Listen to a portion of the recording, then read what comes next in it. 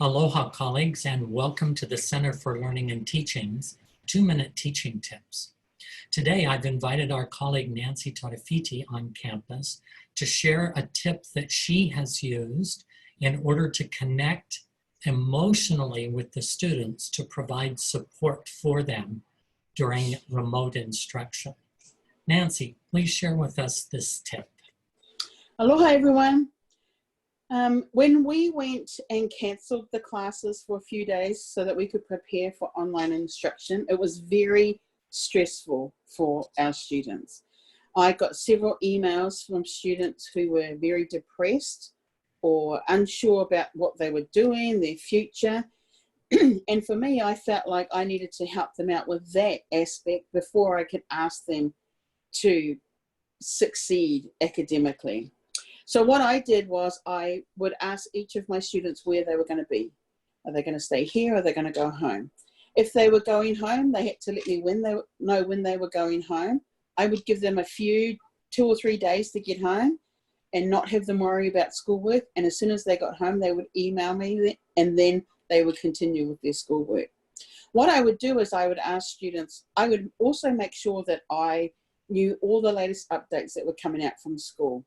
When school said all the students had to go home, but they needed to contact the International Student Office, I would ask all my students to contact the International Student Office.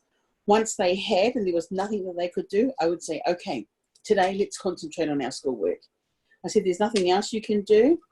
And so you want to worry about one thing at a time. Just focus on one thing at a time. I was really feeling for the students and my prayers were very heartfelt and teary. And one thing I remembered was from the learning framework, that in the learning framework, we asked the students to pray to help them with their schoolwork. And I, as a teacher, felt like I needed to pray to help them.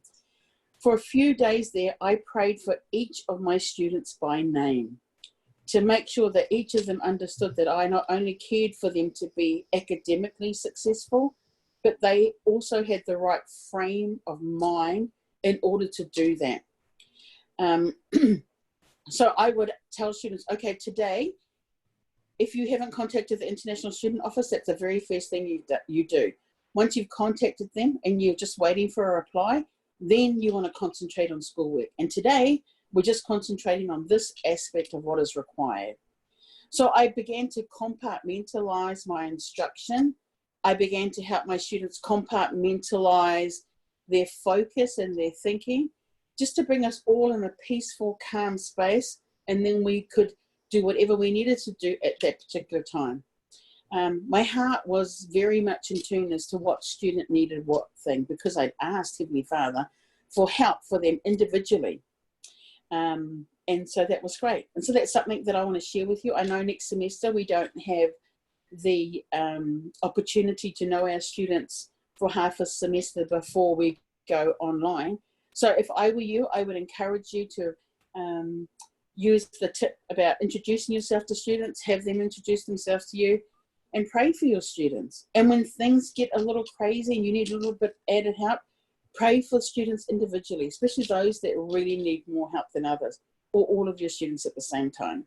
I'm so grateful to work on a campus where we're able to invite the Spirit into our classroom, so that my teaching is not just based on academics. The Lord's hand is with me all the time. Thank you. Aloha. Thanks for that tip, Nancy. This will be helpful as we begin to prepare to support the students in aspects outside of academics as we transition to spring semester. Thank you very much, and we hope that you all have a fabulous day.